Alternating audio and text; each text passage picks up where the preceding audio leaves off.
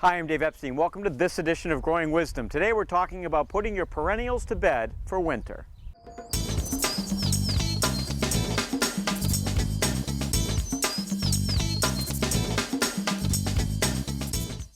So during the late fall and early winter, one of the big things I'm doing, besides raking leaves, is cleaning up the perennial garden. You could do this in the spring, but spring for me is just so busy that I like to get as much done in the fall as I possibly can.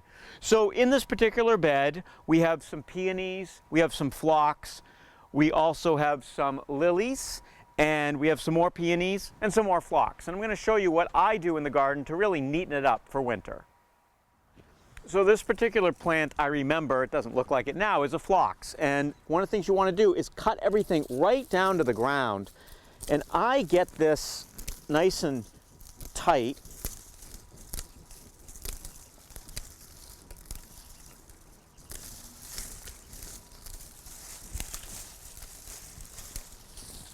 And I take the sticks and I basically will just either recycle those or chip them up and put them back in the garden. A plant like this, like phlox, can go right to the ground. Another plant you can do that with are any of your ornamental lilies.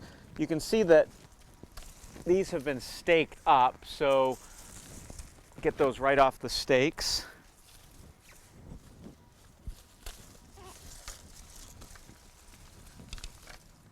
So there is a plant you need to be careful with. There's several of them because you don't want to cut them too low. This is a tree peony. So unlike the regular peonies, which I'll show you just in a second, which can be cut to the ground, the buds for this are a little bit higher up. You can see there's a bud there and there's a bud there. So if I were to cut this way down, I'd cut the bud off. So I generally like to cut my tree peony and leave just about 6 to 10 inches on it.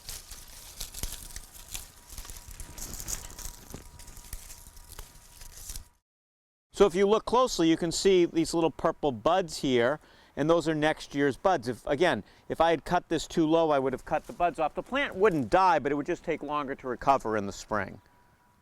Unlike the tree peony I just showed you, the perennial peony can be cut right back to the ground. And once I do this, I'll show you where the buds are, but they're so low, you're really not in danger of cutting them.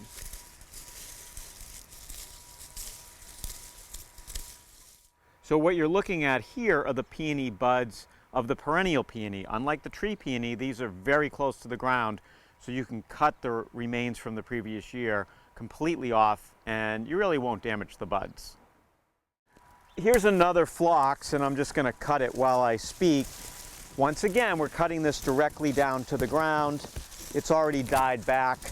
You could do this earlier in the year. If you did it in, say, late October, early November, you'd be fine. I wait until I get a hard freeze and then I begin to cut all this stuff back. I'm going to show you one more plant in just a second. So the final type of pruning I want to talk about is Hydrangea macrophylla, and this is a particular hydrangea that, some people call it the mop head hydrangeas. It's the big blue ones. These, a lot of them bloom on what's called old wood. In other words, they bloom on what grew the previous year. So if you look at this plant closely, you'll see here. So here we have the stick, and if you look, there's a branch that came out during the year, and it got a flower. That's the dead flower at this point. If we had cut this back to the ground last spring, we would have cut the energy and the bud off for the flowers this year. A lot of folks make a big mistake with this type of hydrangea. They cut it to the ground. It gets lots of new growth, but it never gets any flowers. You've got to leave the sticks. As ugly as they are during the course of the winter, leave it alone. Later in May, when you see what's greened up, then you can top it off just a little bit. If you really don't like it, you could cut just the top flower buds off. That's not necessary. You'll be okay. But that's all I would do. The more you leave, the more it's going to grow next year and the more flowers you'll get. I hope this pruning lesson has helped you. Whether it's perennials or woody shrubs, how you prune makes a big difference to how healthy and happy the plant is, especially the following year. For Growing Wisdom, I'm Dave Epstein.